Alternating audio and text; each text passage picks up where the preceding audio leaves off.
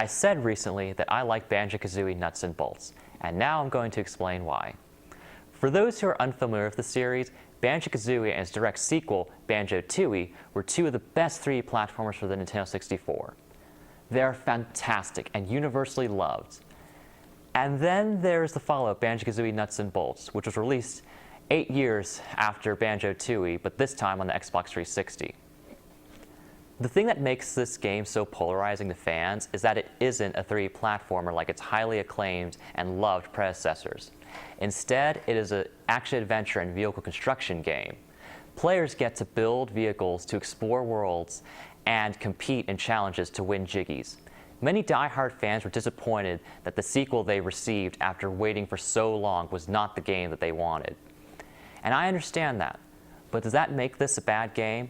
No. For what it is, Banjo-Kazooie Nuts and Bolts is a fun and fantastically bonkers ride. The game starts with a recap of the previous 2 main installments, which some fans may have seen as a bit insulting. I mean, I understand that feeling. I played GoldenEye Reloaded and fanboyed out when I saw the opening cutscenes of the first level, and then I actually kind of got punched in the face a few times by disappointment. Speaking of fanboying out, we then see that Banjo-Kazooie have let themselves go after being away from the limelight. And I want to give that pudgy bear a big hug. I mean, look how cute he is. Oh, I love him. The main villain of the series, the witch Gruntilda, returns too. After a few gargantuan failures in the past, she has been reduced to just an animated skull. When the hopping skull and the double-stuffed bear are about to no doubt awkwardly brawl, they are stopped by the Lord of Games, an omnipotent Pong screen with vaguely established superpowers, and he decrees that their rivalry will end with a contest where the winner will own Spiral Mountain and the loser will work in Log's Game Factory for an eternity. So he magics away Banjo's pizza pounds and gives Grunty a robot body. Banjo-Kazooie must complete challenges to earn Jiggies to unlock more worlds and eventually challenge Gruntilda to one final duel. Log even goes to the trouble of creating massive worlds for the two to compete in, and these worlds are gorgeous. I was blown away when I entered the first world, Nutty Acres, and saw the amazing style of its artificial environment and all the details from the stitching together of land textures to the incredible water system.